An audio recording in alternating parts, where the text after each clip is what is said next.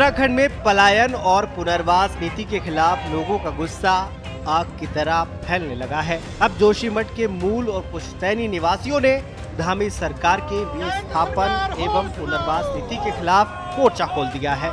जोशीमठ में गुरुवार को मूल निवासी स्वाभिमान सुरक्षा संगठन की अगुवाई में बड़ी संख्या में शहर के मूल निवासी सड़कों पर उतर आए। मूल निवासियों ने शहर के अलग अलग इलाकों में रैली निकाली और तहसील तक गए। तहसील पहुंचने के बाद रैली में शामिल लोगों ने सैकड़ों विकल्प फॉर्म प्रशासन को वापस कर दिए। मूल निवासियों का आरोप है कि लोगों से राय मशविरा कर उनकी राय जाने बिना जोशीमठ जैसे ऐतिहासिक शहर को बर्बादी के कगार पर लाकर खड़ा कर दिया गया है।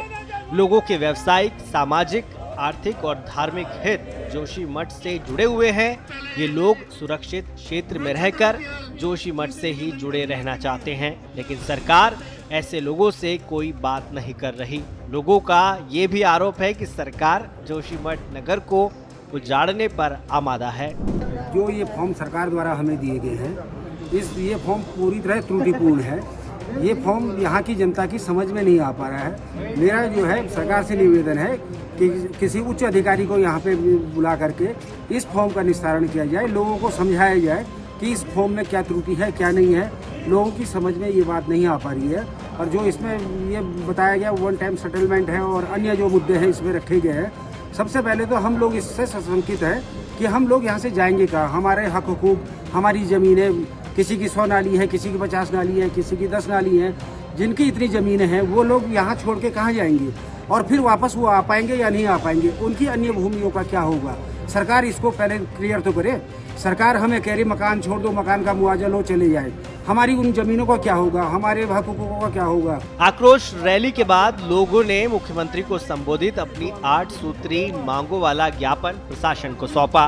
ज्ञापन में सरकार से मांग की गई है कि जोशीमठ भूधसाव प्रभावितों के साथ यहाँ के मूल और पुश्तैनी निवासियों के हितों को ध्यान में रखकर जोशीमठ नगर के पुनर्निर्माण और स्थायीकरण की योजना तैयार की जाए। असुरक्षित जोन में रहने वाले लोगों की तरह जोशीमठ में 1200 उन घरों को लेकर भी स्पष्ट नीति बनाई जाए जिन्हें बाद में असुरक्षित जोन में शामिल किया गया। लोगों का आरोप है कि जोशीमठ में भूधसाव से प्रभावित लोगों को जो विकल्प फॉर्म दिए गए हैं उसमें कई बातें स्पष्ट नहीं हैं, जिसकी वजह से असमंजस है। जोशीमठ भूधसाव की जो आपदा प्रारंभ हुई थी जनवरी 2023 से प्रारंभ हुई थी और उसके पश्चात 108 दिनों के आंदोलन के बाद केवल पुनर्वास नीति के संदर्भ में केवल असुरक्षित भवनों का ही मुआवजा अभी तक तय हो पाया था। और अब जब 14 जोनों को सरकार के द्वारा एक रिपोर्ट साझा की गई है जिसमें बताया गया है कि 14 जोनों के तहत जितने भी घर हैं लगभग 1200 घरों को असुरक्षित घोषित किया है। और उन असुरक्षित घरों की क्या आगे की नीति होगी, उन लोगों की आगे किस तरह से बसावट की जाएगी, क्या जोशीमठ को पूरा खाली करवाने का विचार है। तो इसी संदर्भ में आज समस्त जोशीमठ मूल निवासियों के द्वारा अपने हक हकूक के लिए, क्योंकि भवन के मुआवजे और जमीन के मुआवजे के अतिरिक्त भी मूल निवासियों की बहुत सारी अपने हक हकूक है, जिनके लिए कि जोशीमठ के मूल निवासी आज सड़कों पर उतरे हैं और अपनी एक शांतिपूर्ण जुलूस के साथ आज अपनी मांगों को ज्ञापन के रूप में सरकार के सामने रखेंगे। जोशीमठ भूधसाव प्रभावित मूल एवं पुश्तैनी निवासियों के मुताबिक वो अपने जल, जंगल, जमीन, धार्मिक, सामाजिक ताने बाने को छोड़कर कहीं भी विस्थापित होने के पक्ष में नहीं है।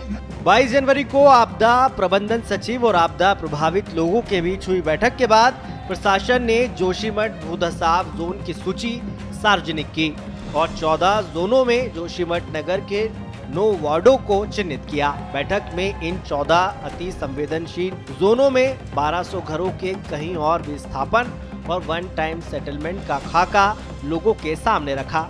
लोगों का कहना है कि आपदा प्रबंधन द्वारा सैन्य क्षेत्र को सुरक्षित जोन में रखे जाने के फैसले को लेकर भी लोगों में भारी गुस्सा है।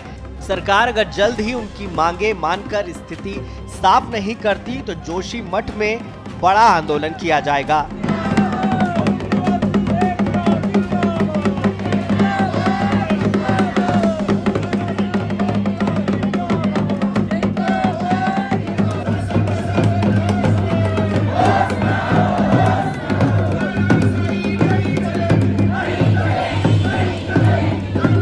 मंगलम भगवान विष्णु मंगलम गरुड़ध्वज सर्वमंगलमंगल्य मंगलम पुंडरीकाक्षो मंगलाय तनहरि सर्वमंगल मांगल्ये शिवे सर्वार्थसाधिके शरण्ये त्र्यंबके गौरी नारायणी नमोस्तुते।